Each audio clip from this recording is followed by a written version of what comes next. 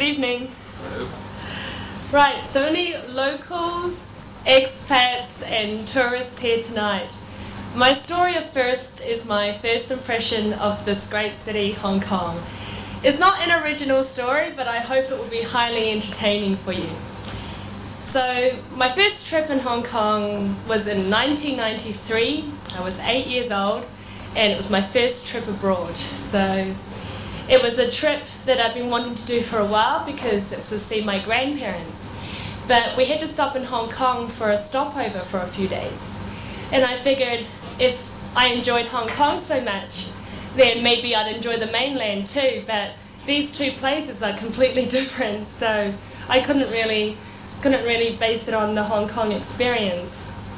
And at that time, in 1903, the airport was based in Kai Tak. And has anyone had the chance to fly in to Kai Tak?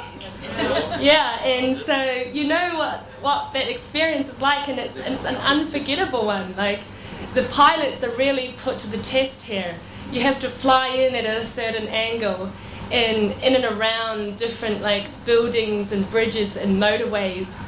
And so I remember we flew in at night, and even with the lights that had decorated the runway in the city, the lights were also illuminating the dense smog the city is famous for.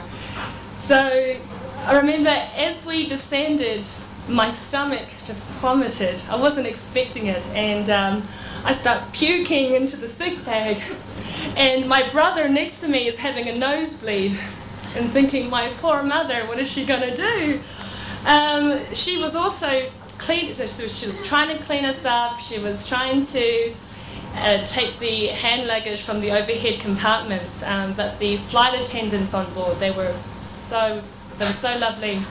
And Cathay Pacific slogan is, people, they make the airline, which is quite true. Once we got off the plane, we were taken into customs and in a bus, because at that time there wasn't a subway.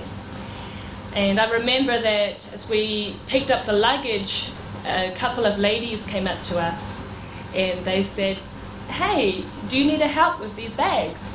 And I was like, wow, the people here, so friendly, so helpful. It's when they started rubbing their fingers and thumb together, I realized, oh, I know what you're up to. My mother shouted at them and hurried us away to meet our relatives who were picking us up. So we were picked up by my aunt, my uncle, and my three cousins. And my cousins and my brother and I are all around the same age. So we got up to a lot of mischief while we were here. And they lived out in Seung So, which is on the border of Hong Kong and China. And it was quite rural then. And we rode bikes, we lit fireworks, we threw these like sand packets with gunpowder at each other. They're called sabao. So when you hit someone, they kind of make this bang noise. And that was a lot of fun. Also, every morning, my aunt would take us to the markets, and this is the first time I'd ever been to a wet market. So the sights and smells were very overwhelming at first. They had, pigs on hooks and like livestock in cages and things like that. I was like, wow, this is quite interesting. This would never fly back in New Zealand, definitely. So what happened was we'd go there every morning for my aunt to do her daily grocery shop. And it was the first time I had smelled durian. The pungent smell of durian with ripe rock melon and garlic chives was an explosion of smells. You never kind of forget it, because the durian smell kind of follows you out into the street sometimes. But one thing I really liked about the markets was that I saw a community of people. It's probably something that like what we're doing right now. You know, we come and meet in pubs or clubs and things like that. But for a lot of like local people here, they go to the markets to gossip. And every time I see my auntie like carrying home the shopping, I think, wow, I can never do that every single day.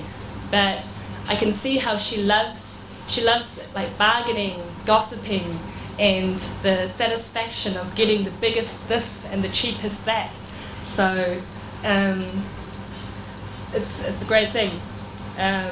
Now my first impression of Hong Kong was the new territories. I was in Sang So for a lot of this time, but my first taste of Hong Kong Island wouldn't be until like 14 years later, when I moved over here. And it was also the first time I was living alone, because prior to that I was living in a house with 8 people, and it was a huge house with a backyard and a washing line. And but then I moved over here and I was living in a shoebox studio apartment, paying astronomical amounts in rent, eating out every night, drinking almost every night. It was a great time for like a person in their 20s. The other thing I love about Hong Kong is the thrill of finding little like cafes and boutiques and pubs that you kind of want to keep to yourself in a way. You know, you don't want too many people to keep going there and taking your spot. So what I'm trying to say is, Hong Kong may not be for everyone, but for those who give it a chance, there's so much to explore. It's not a city that's crammed with skyscrapers and taxis, because I feel that there's an experience that can be found on every corner, in every nook, in every cranny. You just have to look for it. And that's what I wanted to share with you tonight. Thank you.